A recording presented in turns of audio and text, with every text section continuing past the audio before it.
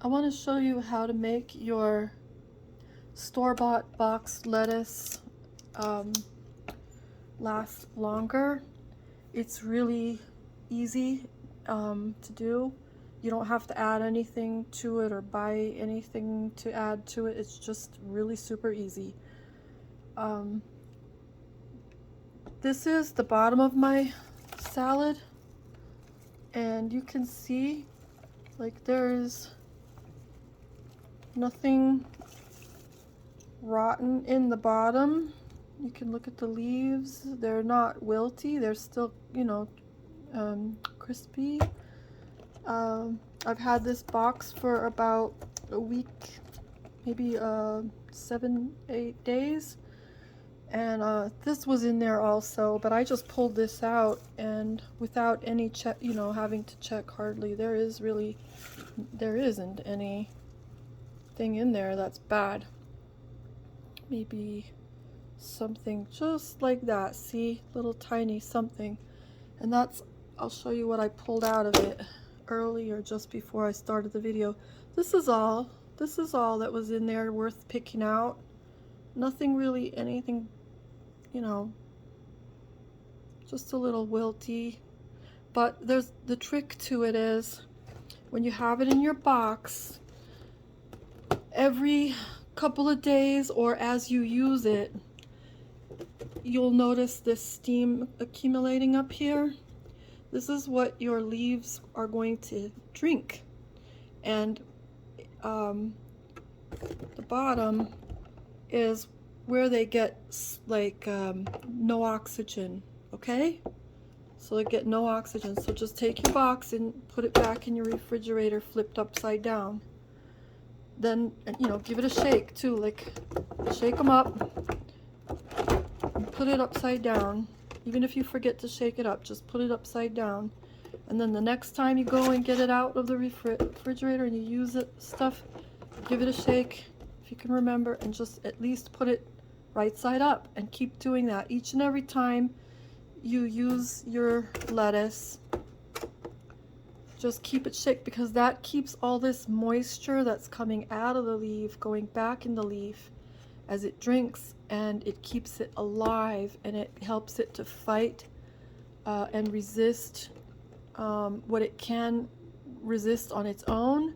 And then you assist it by tossing it in its box every, maybe 2-3 days at the, well, 3-4 days at the latest, I would say.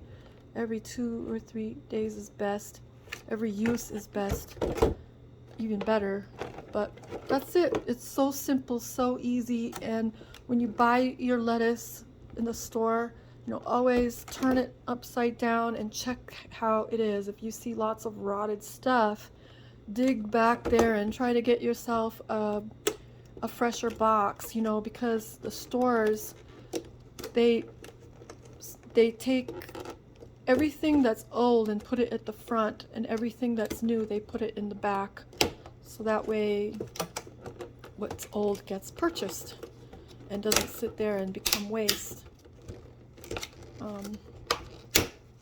And another thing, people like, just a little other tip is, a lot of people like those. I don't want this rotting in here. It's not rotten now, so I'm gonna let it go back in, but I don't want it sitting there getting rotted. A lot of people think that when they buy those shredded carrots, and carrots that are like little tiny carrots,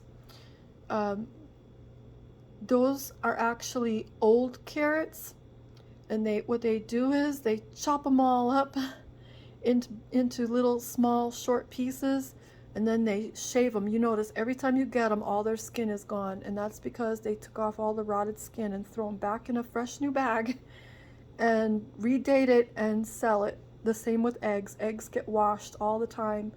So when you buy eggs, look for eggs that have a nice dark yellow yolk.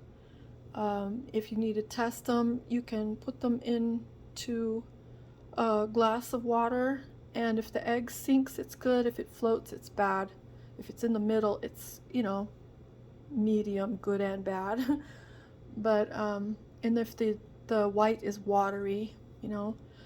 But some people might want to argue with you that the egg yolk color doesn't matter. It actually does, because they'll say, oh, well, that depends on the color of the chick. No, it doesn't. It doesn't at all. I've had all kinds of colored chickens, and believe me, the fresh eggs, we didn't have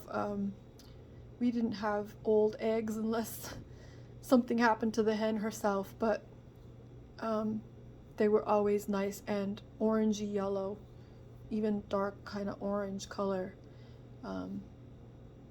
So if you're buying supposedly fresh eggs from some person who's selling you fresh eggs, you know, some house along the side of the road with their sign out by the road says fresh eggs, or something along that line, and you're getting them and they're not bright orangey yellow, that's because they're keeping their best ones for themselves and they're selling off the ones that they don't use or can't use enough of. They're not getting rid of them quick enough for them to be that fresh. So always look in the free range is different than cage eggs. Cage-free eggs. Cage-free could just mean that they're wandering around inside of a barn. They don't see daylight hardly, or they might see a little. Free range, they actually get to run around and eat bugs. Their immune system is a lot better because they're exposed to a lot of stuff that, not chemical-wise, but things that you know, bacterias and healthy and good ones, and their immune system is very active, so their overall health is better.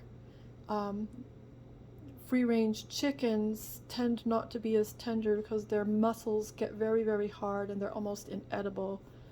You have to cook them different or slower, a lot slower.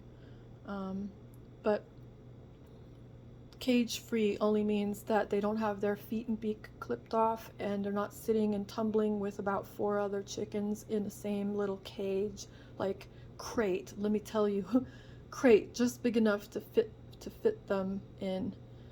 They cut their body parts off so they don't claw and hurt each other and make infection. That's the only reason. So they don't fight for food and hurt each other. So anyway, and you might not be seeing caged eggs and chicken much longer because there's lobbyists that are going after that, among other things. But that's it. Couple of extra tips along with how to keep your lettuce fresh.